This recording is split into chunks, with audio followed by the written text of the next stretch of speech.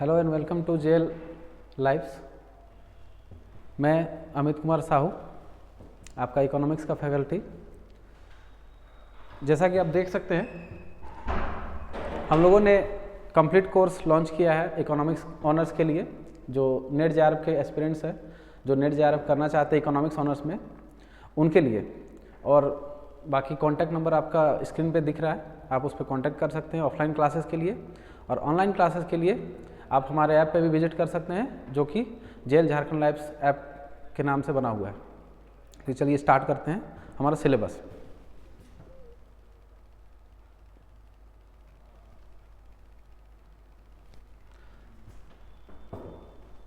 Economics का syllabus जो है, जो यूजीसी द्वारा बनाया गया है, उसमें हमें सबसे पहले कुछ यूनिट्स पढ़ना है। यूनिट्स जिसमें पहला यूनिट्स है माइक्रो इकोनॉमिक्स का। माइक्रो इकोनॉमिक्स में demand, theory of production and cost. उसके बाद मैक्रो में क्या पढ़ना है? National income, concepts and measurements, determination of output and employment. Basically हम लोग माइक्रो में क्या पढ़ते हैं? इंडिविजुअल लेवल पे पढ़ते हैं। और जब मैक्रो में आते हैं तो हम लोग एग्रीगेट लेवल पे पढ़ते हैं। तो मैक्रो में सारे एग्रीगेट फैक्टर्स को हम लोग यहाँ पे स्टडी करेंगे। और आज हम स्टार्ट करते हैं मैक्रो से, जो कि हमारा यूनिट 2 है और जिसका टॉपिक होगा national income, concepts and measurements. यहाँ पे हम लोग देखेंगे नेशनल इनकम के डिफरेंट कॉन्सेप्ट्स क्या क्या हैं और उनको मेजर कैसे किया जाता है। ठीक है,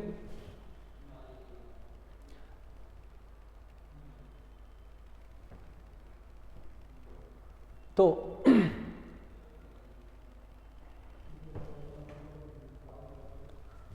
economics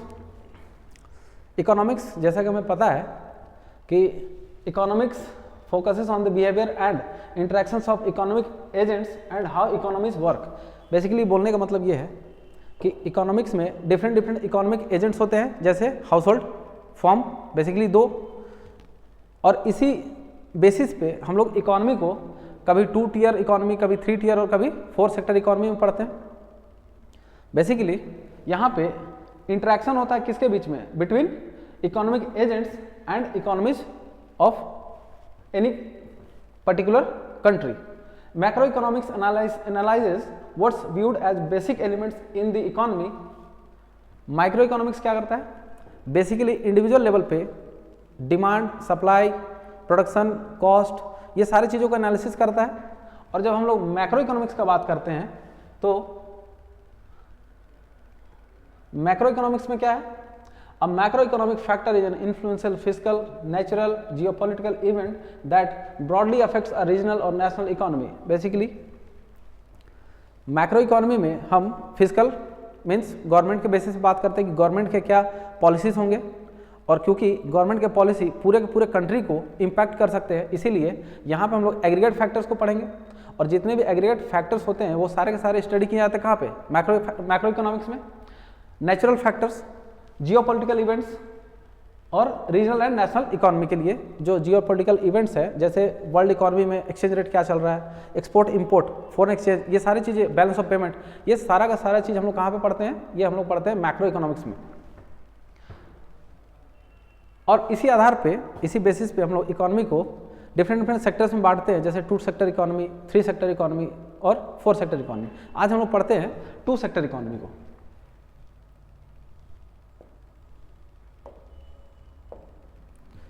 to sector economy basically house hold,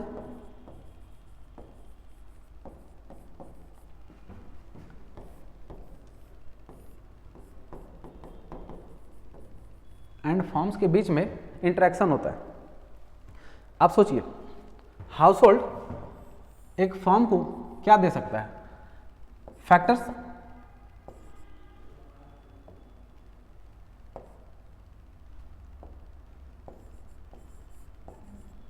factors of production,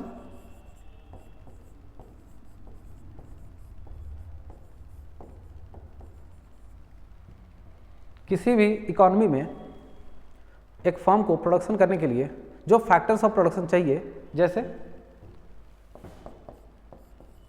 land, labour, capital,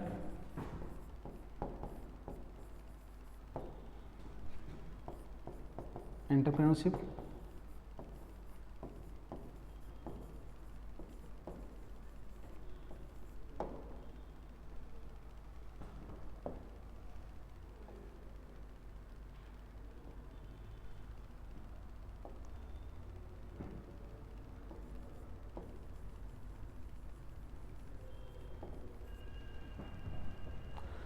basically ये चार फैक्टर्स ऑफ प्रोडक्शन में पढ़ते आए आज तक, land, labour, capital and entrepreneurship.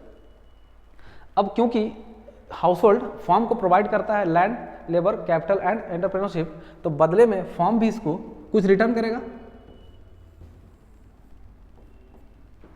Land के बदले में इसको रेंट मिलेगा, लेबर के बदले में इसको वेजेस मिलेगा, कैपिटल के बदले में इसको इंटरेस्ट या डिविडेंड मिलेगा, डिपेंडिंग कि वो डेट कैपिटल है या इक्विटी कैपिटल है, और एंटरप्रेन्योरशिप को प्रॉफिट में शेयर्स मिलते हैं। अब क्योंकि हाउस होल्ड सेक्टर जो फैक्टर्स ऑफ प्रोडक्शन प्रोवाइड कर रहा है फर्म को, ये फर्म उसको बदले में रेंट, वेजेस, इंटरेस्ट पेमेंट जो प्रॉफिट दे रहा है, ये इसके लिए क्या है? इनकम है।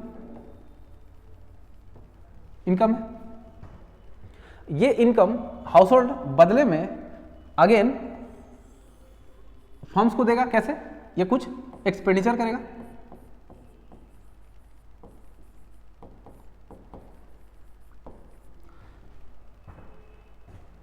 हाउस होल्ड सेक्टर जितना भी इनकम अर्न करेगा फर्म के थ्रू, जो फैक्टर्स इनकम जिसको हम लोग बोलते हैं, वो इनकम वो अगेन क्या करेगा? एक्सपेंडिचर, गुड्स का डिमांड करेगा, और वो जो गुड्स का डिमांड करेगा अगेन फर्म जो प्रोडक्शन करेगा उसी गुड्स को सेल करेगा।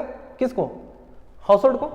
तो ये एक सर्कुलर फ्लो ऑफ इनकम बन रहा है। मतलब पहले इनकम जनरेट हुआ किसके लिए? हाउस होल्ड के लिए, और अगेन फिर यही हाउस होल्ड उस इनकम को एक्सपेंडिचर कुछ ना कुछ डिमांड करेगा, और डिमांड जब करेगा तो अगेन फर्म क्या करेगा? प्रोडक्शन करेगा, और ये साइकिल चलता ही रहेगा कंटिन्यूअसली।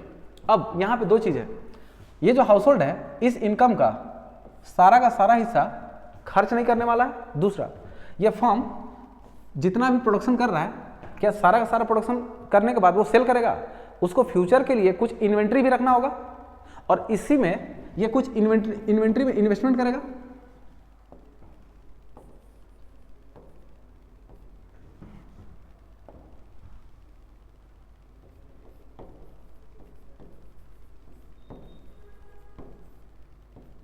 कुछ इन्वेंट्री इन्वेस्टमेंट होगा और कुछ सेल्स होगा।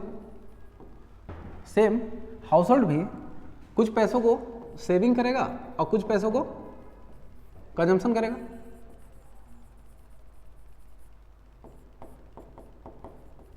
देखिए, एक बहुत ही बेसिक मैक्रो इकोनॉमिक इंडिकेटर जैसे हम लोग बोलते हैं नेशनल इनकम। अब नेशनल इनकम का जो मेन कॉन्सेप्ट है, वो कोर कॉन्सेप्ट जो है वो यहीं से आता है। यहाँ पे आप देख सकते हैं कि एक तरफ है गुड्स मार्केट, जहाँ पे जो हाउस होल्ड है वो गुड्स का डिमांड करेगा और जो फर्म है वो उस गुड्स को सेल करेगा। दूसरी तरफ है एक फैक्टर्स मार्केट, और फैक्टर्स मार्केट में जो फर्म है वो कुछ फैक्टर्स ऑफ प्रोडक्शन उसको चाहिए, जो रिक्वायर्ड है, वो कहाँ से लेगा? अक्वायर करेगा वो हाउस होल्ड से, जैसे land, labour and capital and entrepreneurship. अब ये जो फ्लो है, इसमें हम देख सकते हैं साफ साफ कि हाउस होल्ड जितना भी इनकम अर्न करेगा वो सारा अर्न करेगा कहाँ से? फर्म के थ्रू। और जो फर्म है वो अल्टीमेटली सेल करके जो प्रॉफिट अर्न करेगा वो भी किसके थ्रू करेगा? वो हाउस होल्ड के थ्रू। यानी कि दोनों इंटरडिपेंडेंस है। और यहाँ पे ये भी देखना है कि हाउस होल्ड कितना सेविंग कर रहा है और कितना कंजम्पशन कर रहा है। किसी भी इकोनॉमी में जब ये तो समझ में आ गया, ये ग्राफ देख, ये सर्कुलर फ्लो ऑफ इनकम देख के, कि किसी इकोनॉमी का जीडीपी या उसका प्रोडक्शन या उसका आउटपुट तभी बढ़ेगा जब उसका कंजम्पशन कंटिन्यूअसली होगा। क्योंकि अगर कंजम्पशन होगा इसका मतलब ये है कि वो प्रोडक्शन भी करेगा फर्म, और अगर ये प्रोडक्शन करेगा तो फिर अगेन ये इसको इनकम देगा, इसको कुछ बेनिफिट देगा, जैसे रेंट, वेजेस और इंटरेस्ट एंड प्रॉफिट्स जो भी इसको मिलेगा। तो ये जो सर्कुलर फ्लो ऑफ इनकम है ये चलते रहे, इसके लिए गवर्नमेंट का भी इंटरवेंशन कभी कभार जरूरत होता है। और गवर्नमेंट यहीं पे हम लोग फिर मैक्रो इकोनॉमिक्स में पढ़ते हैं फिस्कल पॉलिसी। फिस्कल पॉलिसी में हम पढ़ते हैं कि गवर्नमेंट किस तरह से लोगों का इनकम एंड एक्सपेंडिचर यानी कि उसका जो सेविंग और उसका जो कंजम्पशन है उसको कैसे वो इम्पैक्ट करता है। और इम्पैक्ट कैसे करता है, थोड़ा एग्जांपल लेते हैं। मान लीजिए अगर गवर्नमेंट को उसका कंजम्पशन वो कम करना है हाउस होल्ड का, तो कैसे कम कर सकता है, टैक्सेस बढ़ा के। अगर टैक्सेस इंक्रीज कर देगा तो क्या होगा, कंजम्पशन अपने आप कम हो जाएगा।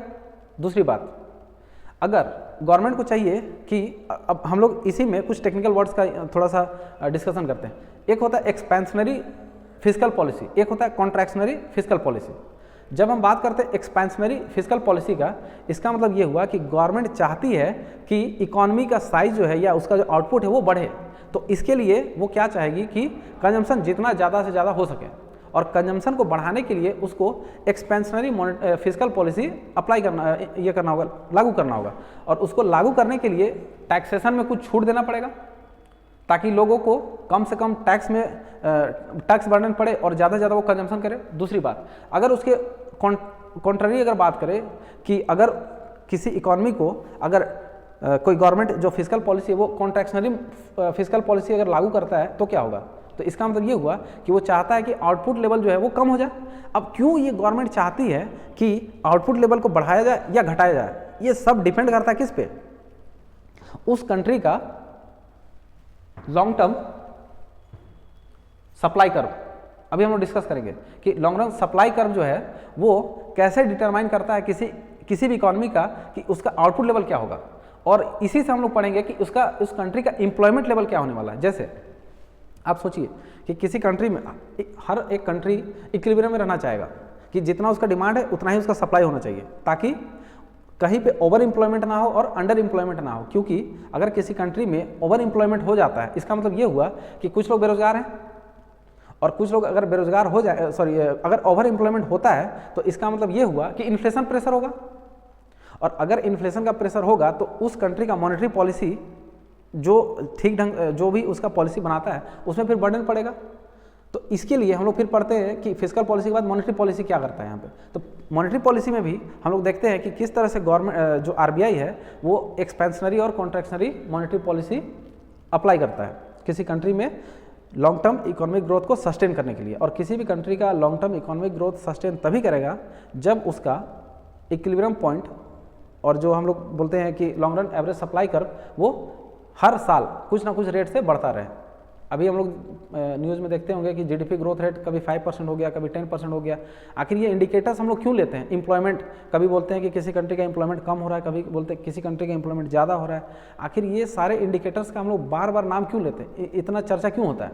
इसका रीज़न यही है कि हर एक कंट्री अपना जीडीपी को क्या चाहता है, मैक्सिमाइज करना चाहता है, और जीडीपी मैक्सिमाइज होगा तभी उस कंट्री का ग्रोथ होगा। क्यों? क्योंकि अगर प्रोडक्शन होगा तो इनकम होगा, और इनकम होगा तो फिर अगेन कंजम्पशन होगा।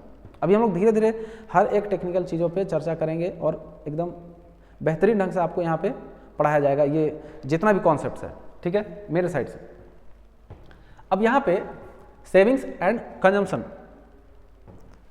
इसका क्या रिलेशनशिप है? इसका रिलेशनशिप ये है कि अगर ये कंजम्पशन ज़्यादा करेगा तो सेविंग कम हो जाएगा, और अगर ये सेविंग ज़्यादा करना चाहेगा तो कंजम्पशन कम करना पड़ेगा, मतलब इन्वर्सली प्रोपोर्शनेट है। दूसरी बात, अगर एक फर्म इन्वेंट्री में इन्वेस्टमेंट करना चाहता है, अब अभी तक हम लोग सिर्फ कंजम्पशन और प्रोडक्शन का बात कर रहे थे, अब यहाँ पे इन्वेस्टमेंट का बात आता है, तो ये जो फर्म है, ये जो इन्वेंट्री में इन्वेस्टमेंट करेगा, इसको इन्वेस्टमेंट के लिए क्या चाहिए? अगेन कुछ पैसा चाहिए। तो ये जो इन्वेस्टमेंट करना है इसको इन्वेंट्री में, तो इन्वेंट्री के लिए जो इसको पैसा मिलेगा वो कौन देगा? जो हाउस होल्ड सेव करेगा। सोचिए, हाउस होल्ड को सेविंग करना है तो इसको सेविंग मैकेनिज्म चाहिए जहां पे ये पैसा को सेव कर सके, और यहीं पे आता है टर्म फिनेंशियल इंटरमीडियरी या फिनेंशियल मार्केट, फिनेंशियल मार्केट का। तो फिनेंशियल मार्केट का यूज या फाइनेंशियल मार्केट का जो आने का जो मेन पर्पस है वो यही है कि फर्म को जो एक्स्ट्रा इन्वेस्टमेंट करना है, और जो इन्वेस्टमेंट करना है और दूसरी बात हाउस होल्ड को जो सेविंग करना है, ये दोनों का दोनों नीड जो है वो फुलफिल कहाँ हो सकता है। तो उसके लिए बहुत सारे चैनल्स हैं, फाइनेंशियल इंटरमीडियरीज जैसे हम लोग पढ़ते हैं, बैंक्स है, स्टॉक मार्केट है, ठीक है, इंश्योरेंस है, पेंशन फंड्स है, आपका म्यूचुअल फंड्स है। तो ये सारा फाइनेंशियल इंटरमीडियरी क्या इसका यूटिलाइजेशन क्या है, इसका यूटिलिटी क्या है? इसका यूटिलिटी ये है कि ये चैनलाइज करता है पैसे को, और सर्कुलर फ्लो ऑफ इनकम को बनाए रखने के लिए पैसे का चैनलाइजेशन बहुत ज़रूरी है। यहाँ पे सरप्लस से डेफिसिट की तरफ और डेफिसिट से सरप्लस की तरफ पैसा का, मनी का फ्लो होना बहुत इंपॉर्टेंट है। अभी हम लोग जब एक चैप्टर पढ़ेंगे आगे मनी का, तो मनी सप्लाई का चैप्टर जब पढ़ेंगे तो हम लोग उस पर और डिस्कशन करेंगे इस पर डिटेल में कि आखिर मनी सप्लाई कैसे इकोनॉमी को इम्पैक्ट करता है, उसका जीडीपी को कैसे इम्पैक्ट करता है। तो आई होप ये आप लोगों को सर्कुलर फ्लो ऑफ इनकम समझ में आया होगा। अब यहीं से कॉन्सेप्ट आता है दो, एक कॉन्सेप्ट आता है क्या, एक्सपेंडिचर का, और एक आता है इनकम का। आप सोचिए, अगर किसी इकोनॉमी में हाउस होल्ड जितना एक्सपेंडिचर कर रहा है और वो फर्म जितना प्रोडक्शन कर रहा है, जितना ये प्रोडक्शन कर रहा है, अगर सारा का सारा एक्सपेंडिचर हो जा रहा है, यानी कि सारा वो कंजम्पशन हो जा रहा है, तो इसका मतलब ये हुआ कि एक्सपेंडिचर इसका इक्वल हो जाएगा इनकम के। तो हम लोग यहाँ पे मान के चलते हैं कि टोटल आउटपुट जो भी प्रोडक्शन हुआ है वो सारा का सारा फैक्टर इनकम में चेंज हो जाएगा, कन्वर्ट हो जाएगा, और वही फिर अगेन एक्सपेंडिचर में चेंज हो जाएगा। तो यहाँ पे हम लोग थोड़ा सा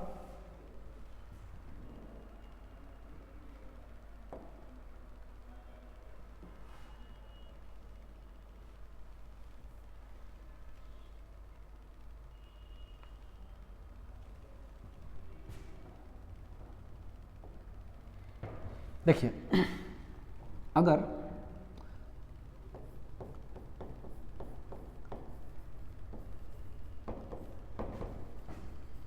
एक्सपेंडिचर इक्वल हो जाए इनकम के, तो हम बोल सकते हैं कि किसी भी कंट्री का जो जीडीपी होगा वो जीडीपी या तो हम एक्सपेंडिचर मेथड से निकाल सकते हैं या उसको इनकम मेथड से निकाल सकते हैं। अभी मेथड्स का मतलब जब मेजर्स का बात आएगा तो फिर मेथड्स का बात आएगा, और उसी में हम लोग देखते हैं दो मेथड्स बेसिकली। एक मेथड होता है एक्सपेंडिचर मेथड और एक होता है इनकम मेथड, और साथ ही साथ एक और मेथड होता है जिसको हम लोग बोलते हैं वैल्यू एडेड मेथड। ठीक है, एक एक करके हम लोग तीनों मेथड पे आते हैं। सबसे पहले एक्सपेंडिचर मेथड।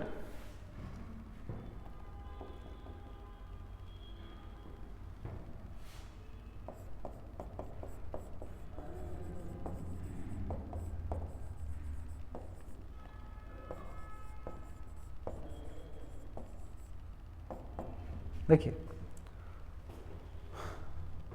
किसी भी इकोनॉमी में अभी हम लोग पढ़ रहे थे कि फैक्टर्स ऑफ प्रोडक्शन कौन प्रोवाइड करता है, हाउस होल्ड। और हाउस होल्ड जब प्रोवाइड करेगा तो वो क्या करेगा, land, labour, capital and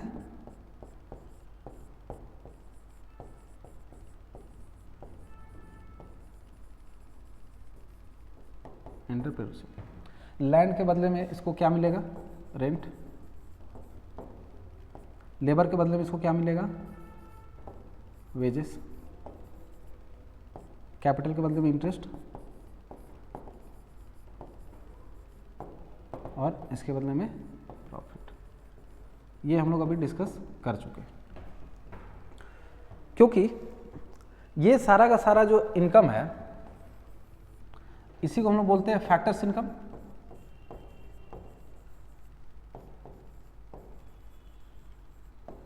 factors income, और ये जो फैक्टर्स इनकम है ये इनकम किसका है, ये हाउस होल्ड का इनकम है। तो हाउस होल्ड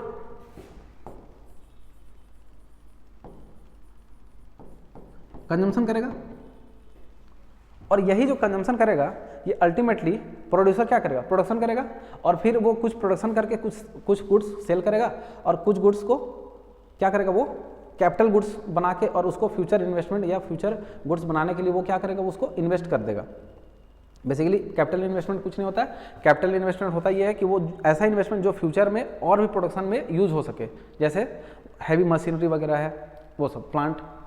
अब यहाँ पे देखिए, अगर किसी इकोनॉमी में जो प्रोड्यूसर है वो इन्वेस्ट करता है, तो देखिए एक तो पॉइंट आया कि फैक्टर्स इनकम से इसको हम यहाँ से आए एक कंजम्पशन, एक एक्सपेंडिचर का ही एक पार्ट है ये कंजम्पशन, क्योंकि एक्सपेंडिचर जब होगा, कंजम्पशन होगा तभी तो एक्सपेंडिचर होगा। दूसरी बात, अगर कोई इकोनॉमी में इन्वेस्टमेंट ज़्यादा होता है तो वो भी अल्टीमेटली एक्सपेंडिचर का ही पार्ट है, क्योंकि इन्वेस्टमेंट होगा तो कहीं ना कहीं किसी न किसी को तो रिसीव होगा पैसा। तो इसी से हम लोग एक कॉन्सेप्ट निकला, मतलब एक फॉर्मूला आया, और जो फॉर्मूला है C plus I plus G plus X minus M। अभी हम लोग 2 सेक्टर इकोनॉमी पढ़े जिसमें बेसिकली हम लोग हाउस होल्ड का बात किए जो कि कंजम्पशन को डिनोट करता है। दूसरा हम लोग इन्वेस्टमेंट का बात किए जो कि फर्म का बात करता है। इसके बाद थर्ड आता है government and X minus M जो है इसको बोलते हैं X means export, M means import.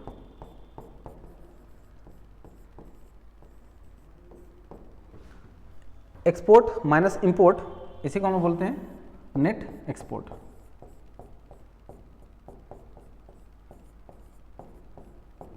ध्यान दीजिए, जब हम लोग 2 सेक्टर इकोनॉमी का बात किए थे तो हम देख रहे थे कि 2 सेक्टर इकोनॉमी में 2 ही प्लेयर्स हैं, consumption house hold and firm. लेकिन हम देख रहे हैं कि एक्सपेंडिचर मेथड में तो गवर्नमेंट भी एक्सपेंडिचर करता है, और जब गवर्नमेंट एक्सपेंडिचर करती है तो क्या होता है 3 सेक्टर इकोनॉमी आएगा। उसके बाद X माइनस M मतलब नेट एक्सपोर्ट। अब अगर नेट एक्सपोर्ट का बात करें तो ये क्या हुआ, ये अब्रोड यानी कि दूसरे कंट्री से, फॉरेन कंट्री से कुछ लोग डिमांड कर रहे हैं, और वो जो डिमांड कर रहे हैं वो फुलफिल कैसे होगा, जब यहाँ से गुड्स एक्सपोर्ट करेंगे। और जब हम यहाँ से गुड्स एक्सपोर्ट करेंगे तो ये एक्सपोर्ट अल्टीमेटली कोई तो कंज्यूम करेगा, और ये कंजम्पशन कौन करेगा, इसको हम लोग बोलते हैं फॉरेन कंजम्पशन। तो 3 यहाँ पे 4 फैक्टर्स है। एक्सपेंडिचर मेथड में 4 फैक्टर्स आते हैं। पहला कंजम्पशन, दूसरा इन्वेस्टमेंट, तीसरा गवर्नमेंट का एक्सपेंडिचर और चौथा फॉरेन कंजम्पशन।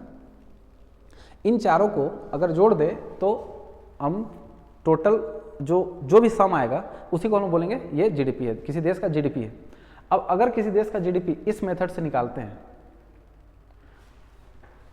तो क्या होता है, तो होता ये है कि हमें एक एक फैक्टर को पकड़ के पढ़ना पड़ेगा कि कंजम्पशन में क्या होता है, इन्वेस्टमेंट क्या होता है, गवर्नमेंट क्या होता है और नेट एक्सपोर्ट में क्या होता है। देखिए पहले क्या होता था कि हम लोग यहाँ पे पढ़ेंगे क्लासिकल इकोनॉमिक्स, कीनीसियन इकोनॉमिक्स थ्योरी। तो जब क्लासिकल इकोनॉमिक्स थ्योरी का बात आता है तो फिर एडम स्मिथ का नाम सबसे ऊपर आता है, ठीक है। तो क्लासिकल इकोनॉमिस्ट में Adam Smith, David Ricardo, Malthus, जेस मिल, ये सारे नाम जो है ये क्लासिकल इकोनॉमिस्ट के मतलब कुछ प्रख्यात और इम्पॉर्टेंट नेम्स हैं, जिनका कि नाम जब भी क्लासिकल इकोनॉमिक्स की बात आता है तो इनका नाम आना मैंडेटरी है, क्योंकि इन लोगों ने कहा था कि आप क्या कीजिए कि सप्लाई साइड को फोकस कीजिए, ठीक है। अभी आते हैं सप्लाई साइड डिमांड साइड क्या होता है बताते हैं। ये इन लोगों ने कहा कि सप्लाई साइड पे फोकस कीजिए, डिमांड अपने आप जनरेट होगा। कैसे, तो इनका कहना था कि मार्केट को फ्री छोड़ दीजिए, जिसको हम लोग एक टर्म है, फ्रेंच वर्ड है लेजिस्फेयर।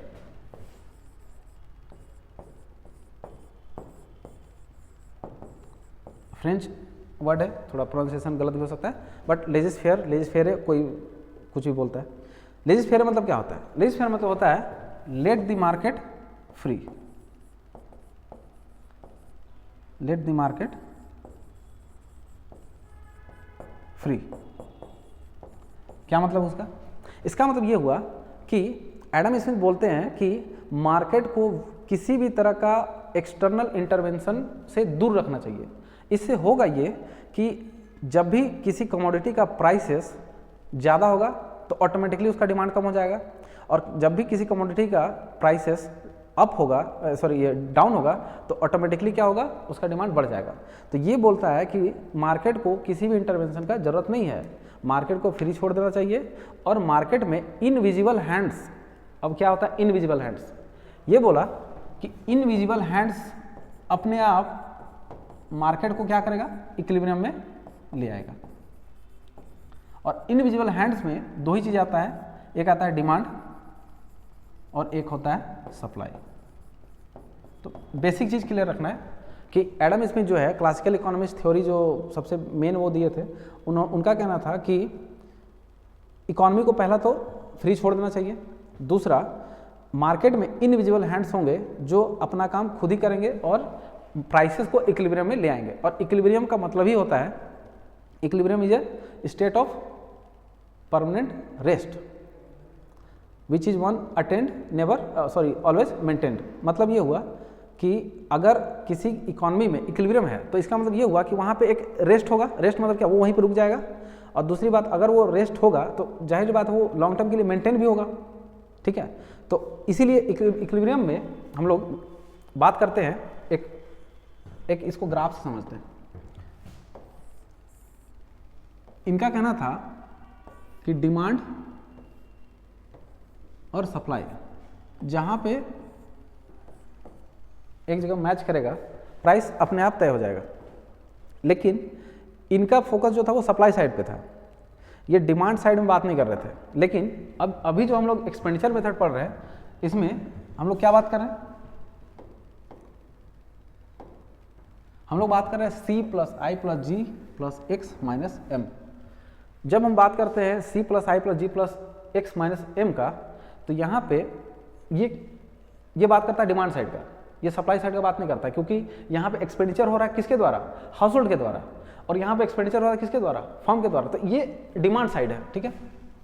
ये क्लियर रखना है कि हम लोग इकोनॉमी को किस साइड से स्टडी कर रहे हैं, डिमांड साइड से या सप्लाई साइड से। और जब डिमांड साइड से स्टडी कर रहे हैं तो फिर हमें ये भी जानना होगा कि डिमांड जो होगा उसका इकोनॉमी में, जीडीपी में उसका क्या रोल होने वाला है, क्या उसका जीडीपी ग्रोथ में क्या रोल होने वाला है। अच्छा, हम लोग आगे अभी हम लोग का जब क्लासिकल इकोनॉमिक्स थ्योरी और कीनेसियन इकोनॉमिक्स थ्योरी का बात करेंगे तो वहाँ पे हम लोग आएंगे कि कैसे हम लोग जीडीपी जब डिमांड साइड से कैलकुलेट करते हैं तो, और सप्लाई साइड से जब कैलकुलेट करते हैं तो उसका इम्पैक्ट क्या होता है, ठीक है। अभी फिलहाल जीडीपी में आता है, क्योंकि तभी से जीडीपी बात हो रहा है। लेकिन जीडीपी होता क्या है, GDP basically market value of all final goods and services, final goods and services produced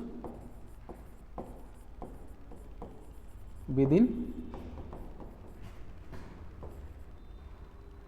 an economy in a particular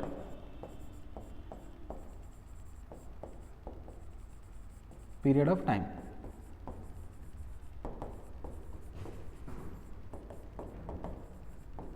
देखिए इसमें ध्यान देने वाली बात क्या है, जीडीपी क्या है, GDP is a market value of all final goods and services produced within an economy in a particular period of time।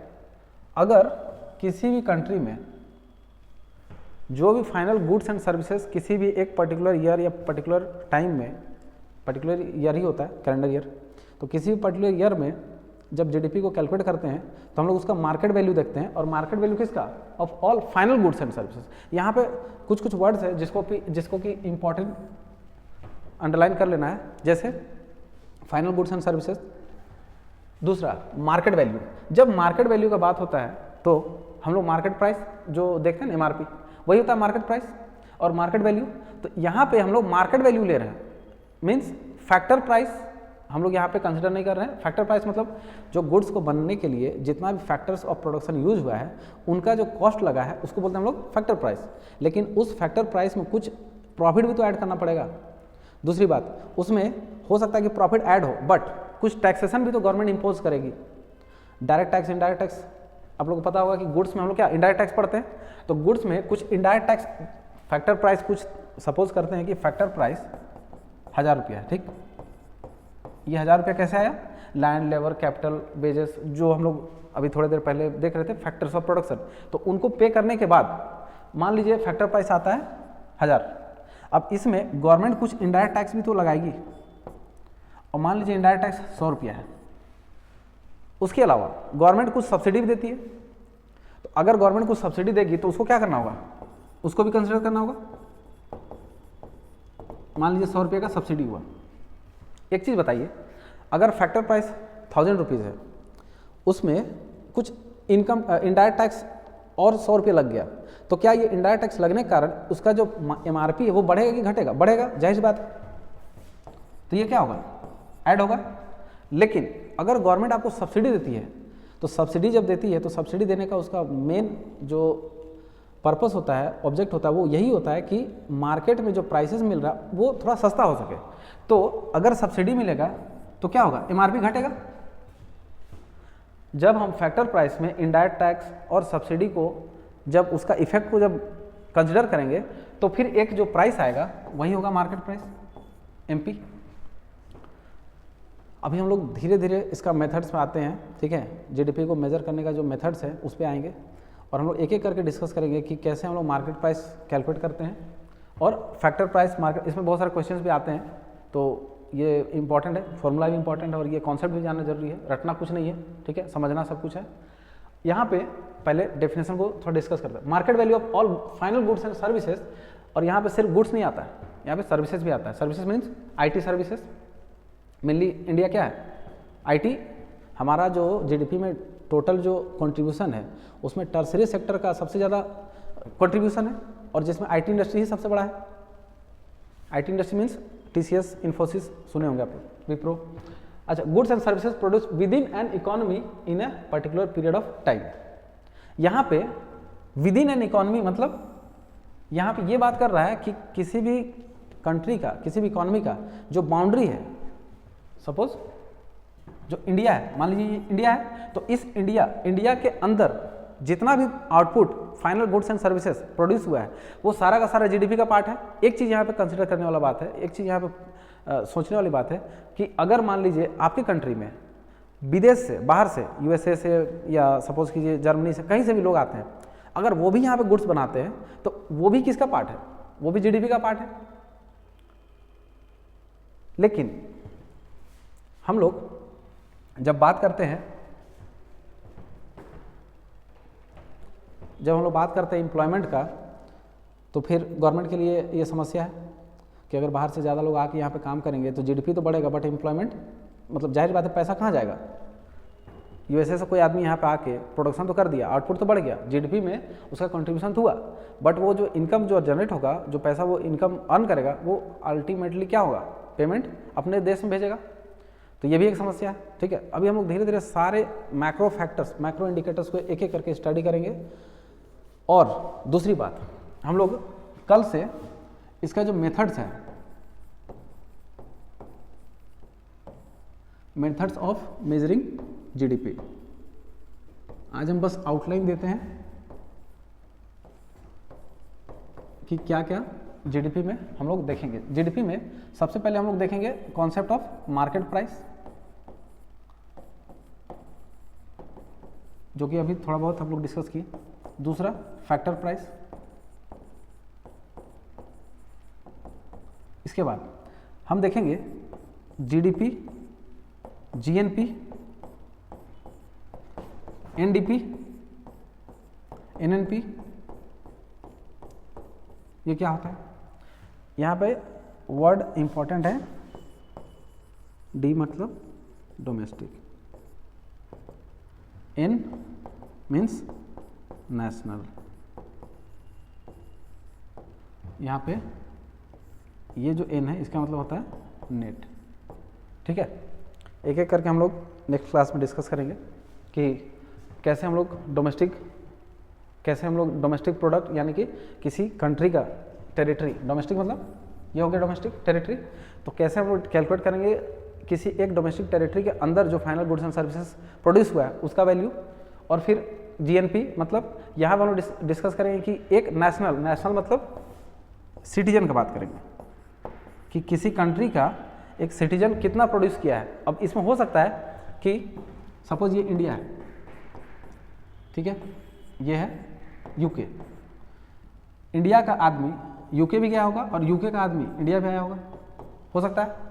और कुछ ना कुछ आउटपुट UK वाला आदमी इंडिया में किया होगा प्रोडक्शन, और कुछ ना कुछ इंडिया वाला किया होगा।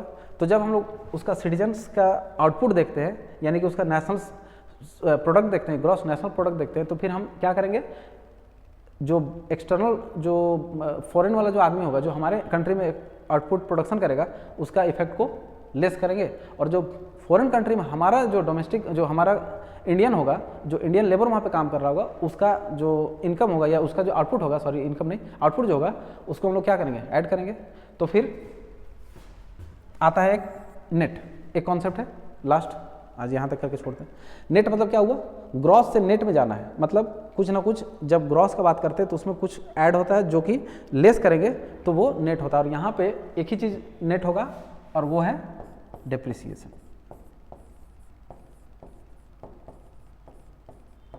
ठीक है, डेप्रिसिएशन, डेप्रिसिएशन क्या होता है, इसी को हम लोग इकोनॉमिक्स में, मतलब ये तो डेप्रिसिएशन अकाउंटिंग फ्रेटर्निटी और अकाउंटिंग वर्ल्ड में ज़्यादा यूज होता है। इकोनॉमिक्स में इसी को हम लोग बोलते हैं CCA, कैपिटल कंजम्पशन अलाउंस।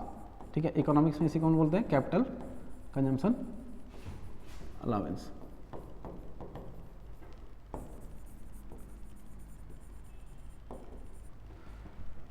तो आज यहीं तक रहने देते हैं। Thank you so much, take care.